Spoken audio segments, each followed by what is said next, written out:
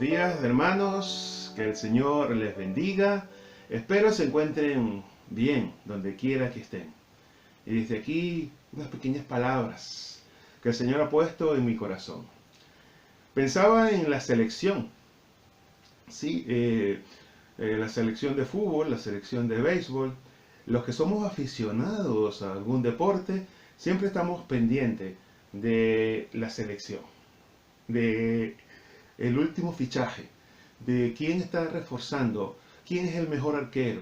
En béisbol pensamos quién es el mejor bateador, qué refuerzo ha traído nuestro equipo para la última temporada.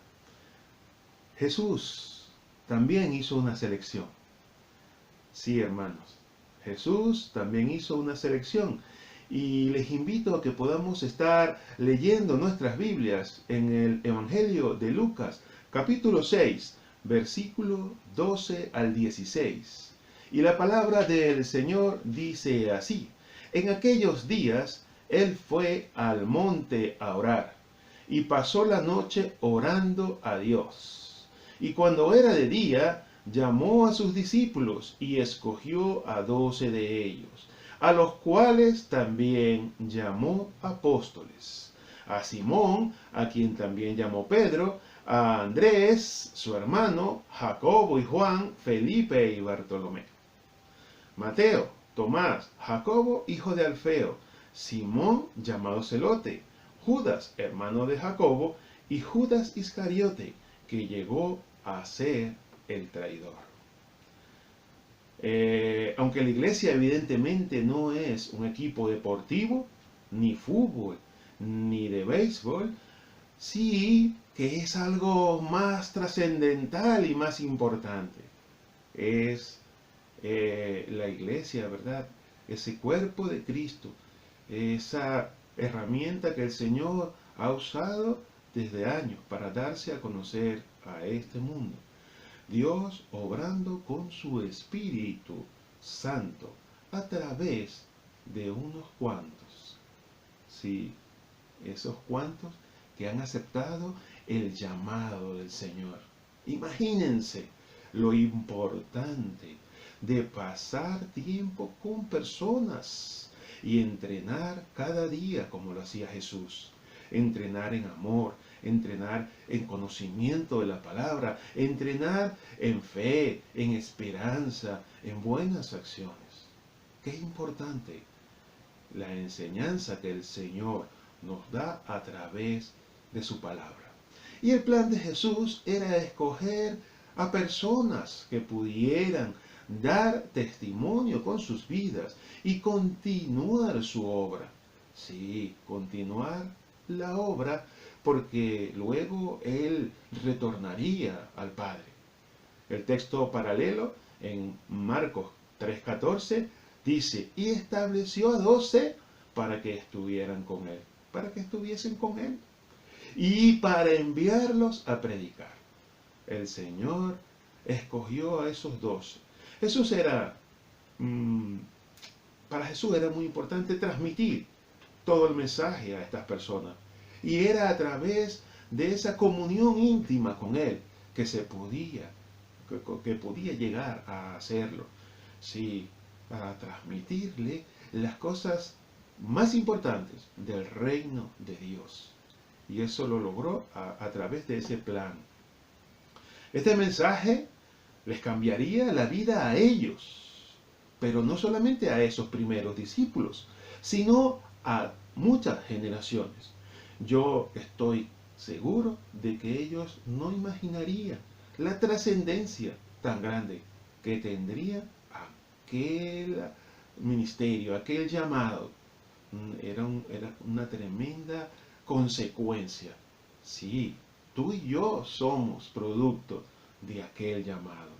Sí, hermano, el plan de Jesús se centró en unos pocos para alcanzar a muchos, aunque también, ¿verdad?, tenemos que reconocer que Él nunca descuidó tampoco a las masas. Ya vemos inmediatamente en el Evangelio que también habla, en el Sermón del Monte, habla a las masas. Y eso es muy importante. No descuidó a los demás. Se centró en unos pocos, pero sin perder la visión de todo el mundo. Es bueno recordar que estas personas que Jesús escogió no eran personas de mayor importancia, ni eran en lo político, ni en lo religioso, ni en lo económico. Sí, pero Jesús sabía que en las manos de la persona adecuada serían un gran instrumento. Jesús sabía que en sus manos serían cambiadas estas personas. Pensando en esto, queridos hermanos, lo importante que es seguir el ejemplo de Jesús y llamar a más personas a Cristo.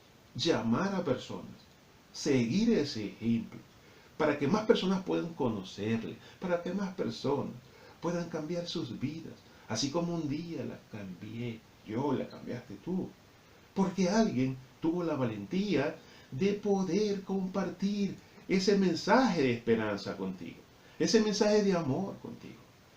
Y en este día quiero animarte a que, al igual que yo, podamos seguir el ejemplo de Jesús. Es interesante entender por qué escogió a estos hombres. Sí, eran personas, hombres y mujeres de hoy, personas de bien, ¿verdad?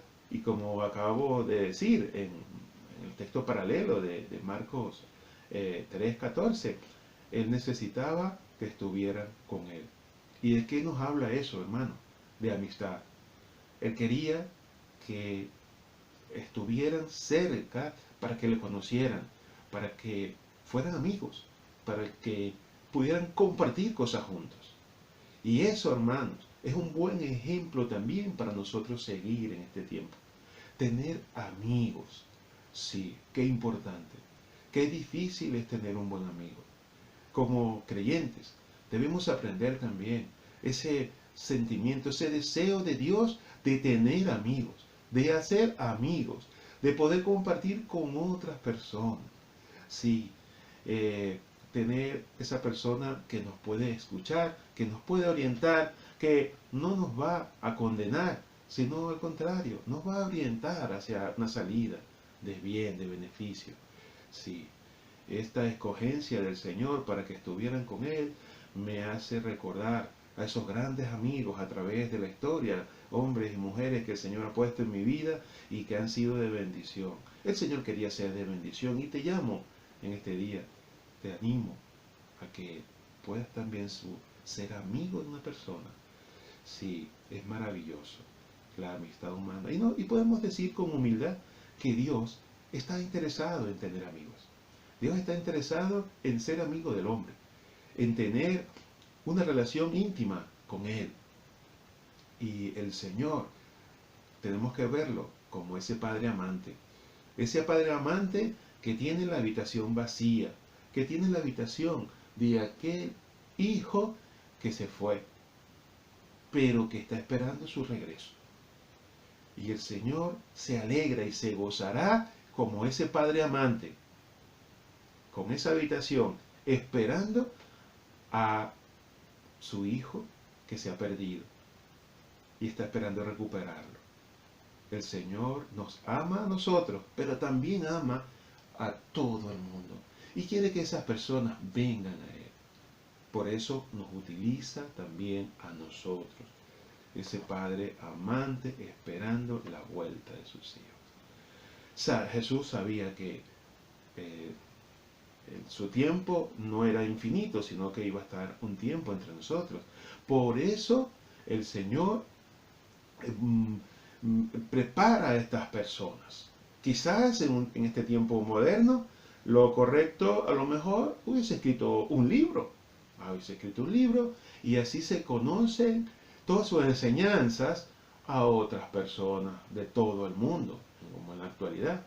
Pero la estrategia de Jesús se centra en personas, en enseñarles y que estas personas fueran esos libros vivos, esos testimonios vivientes de todas las obras y todos los detalles que rodeaban el reino de Dios y su justicia.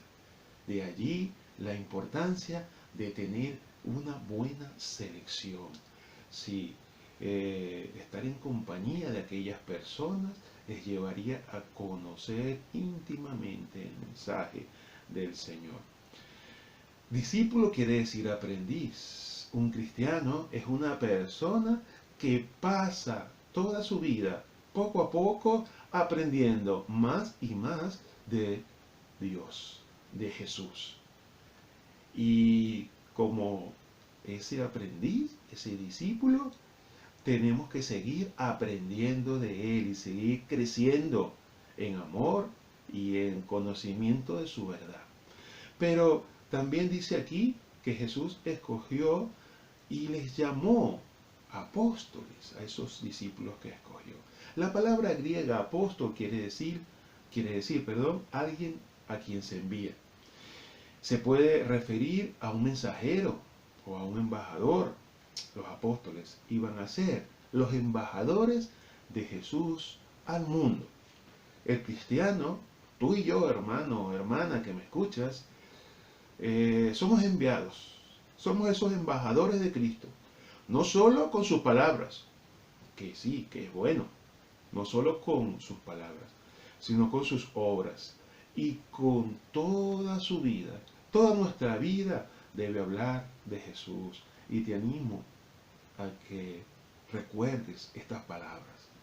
Que podamos ser esos libros abiertos, esos testimonios vivos, esos hombres y mujeres valientes que podemos llevar el mensaje de salvación a muchas personas que lo necesitan. De los 12 discípulos tenemos que decir varias cosas. Como ya he dicho, ¿verdad? Eran hombres simples, eran hombres corrientes, eran personas que en el libro de los Hechos la gente se maravillaba de cómo hablaban, porque decían, pero si estos eran hombres del vulgo, eran hombres sin letras. Sin embargo, el Señor los usó con poder. No se conoce, aunque tenían, por ejemplo, algún negocio, no es que eran ricos, ni eran influyentes, ni eran personas políticamente especiales.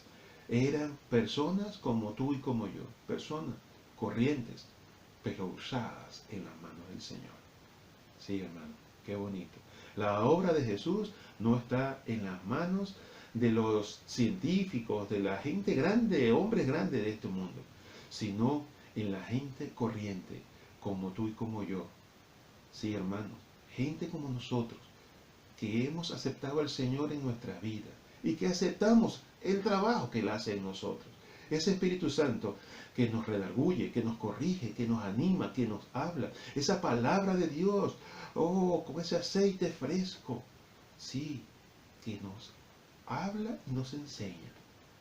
Necesitamos seguir adelante, creciendo en ese conocimiento del Señor.